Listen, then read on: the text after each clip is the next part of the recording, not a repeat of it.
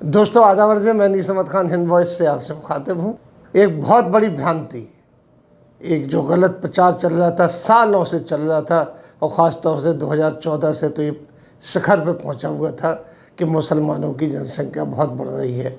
ये मुल्ले, ये पंचर पुत्र पूरे देश में अपनी जनसंख्या बढ़ाकर छा जाना चाहते हैं और हिंदुओं की जनसंख्या कम हो रही है। लेकिन नेशनल फैमिली हेल्थ सर्वे के अनुसार मुसलमानों में बहुत तेज़ी से प्रजनन दर यानी फर्टिलिटी रेट कम होता चला जा रहा है और हिंदुओं में इतना कम नहीं हो रहा और दूसरी जातों में कम नहीं हो रहा, धर्मों में कम नहीं हो रहा, मुसलमानों में बड़ी तेज़ी से कम हो रहा है।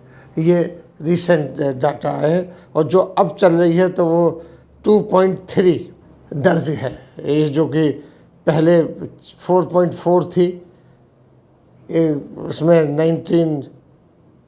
1992-93 में, अब ये 4.4 से घटकर ये 2.3 पर आ गई है। ये हरदम आरोप लगता था मुसलमानों के ऊपर कि उन्होंने उनकी जनसंख्या तेज़ी से बढ़ रही है और वो 4 पत्नियां रख के और 46 बच्चे पैदा करते हैं। इस तरीके से उनके पंचर पुत्र हैं, वो लोग पंचर जोड़ के अपना धंधा चलाते हैं। इस तरीके से कई भ्रांतियाँ थी। 4 शादियों की थी। तो शादियों के सर्वे में भी ये हुआ है कि पूरे भारत में सर्वे हुआ है कि 4 शादियाँ कितने लोगों ने की। एक निकली थी एक शादी मध्य प्रदेश में कि जिसने 2 शादियाँ कर रखी थी, एक के ज़्यादा, बाकी सब एक शादी। लेकिन ये भ्रांति फैलाई जाती, एक घृणात्मक प्रचार था और यहाँ तक कहना शुरू कर दिया था मुसलमानों को पंचर पुत्र, यानी जो पंचर जोड़ते हैं उनके पुत्र, इस तरीके से। और मदरसे पढ़ने बच्चे जा रहे हैं, उनकी फ़ोटो उतार के कि देखिए कितने बच्चे हैं, ये गोल टोपी लगाए हुए मस्जिदों में बैठे हुए, उनकी फ़ोटो छापी जाती थी इस तरीके से। और ख़ास तौर पे जो अंधभक्त हैं उनका हर भाषण में एक नारा ये भी होता था कि मुसलमानों की तादाद बढ़ती चली जा रही है। हिंदुओं से वो अपील करते थे कि वो भी अपनी जनसंख्या बढ़ाएं और इनको किसी तरीके से दबा दें। अरे भाई, जनसंख्या बढ़ने से चाहे वो हिंदुओं की बढ़े चाहे मुसलमानों की बढ़े, नुकसान तो देश का हो रहा है। आर्थिक बोझ तो भारत पे ही पड़ेगा, लेकिन वो यही नहीं सोचते हैं। बस उन्होंने कहना शुरू कर दिया। अब जैसे इसी को लगा लीजिए, उन्होंने कहा कि आपके जो बांग्लादेश, पाकिस्तान, अफ़गानिस्तान, तमाम ऐसी जगहों से जो भारतीय वहाँ पे विस्थापित तो नहीं वहाँ पे हैं और भारत आना चाहे तो आ जाएं। वो भूल गए कि उनसे कितनी जनसंख्या बढ़ेगी, करोड़ों की तादाद में जनसंख्या बढ़ेगी।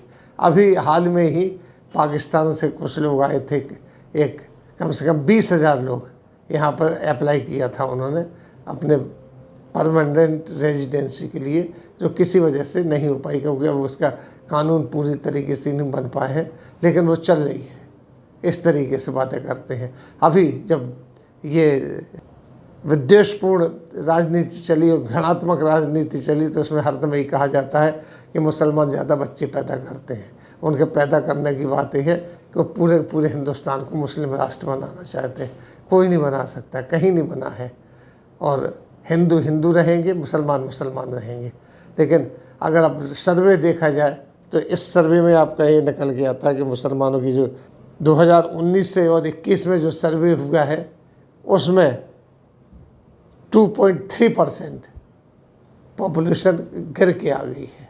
लिहाजा ऐसे प्रोपेगेंडा नहीं करना चाहिए, इनसे सावधान भी रहना चाहिए। ये हमारे आंकड़े नहीं हैं, तुम्हारे आंकड़े नहीं हैं, ये सरकारी आंकड़े हैं।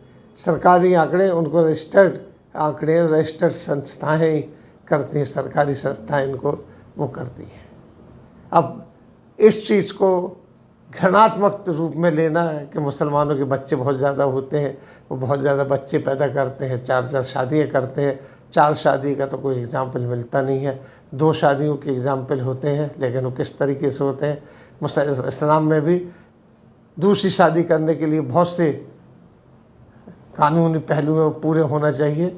इसी तरीके से बच्चे उसी के हिसाब से पैदा होते हैं। आप जाइए तो झुग्गी झोपड़ियों में भी हिंदू हैं, मुसलमान हैं, जो भी हैं, उनके भी बच्चे ज़्यादा होते हैं क्योंकि उसके बाद दूसरी उसके बाद में कभी और विस्तार से चर्चा की जाएगी कि वहाँ बच्चे ज़्यादा क्यों होते हैं। लेकिन ये आंकड़े भी बताते हैं कि मुसलमानों में जनसंख्या गिर रही है, वो जनसंख्या कंट्रोल करने की अपनी स्थिति। इसी के साथ हम लेते हैं आपसे विदा, अगले अंक में फिर हाजिर होंगे। तब तक के लिए दीजिए हमें इजाज़त।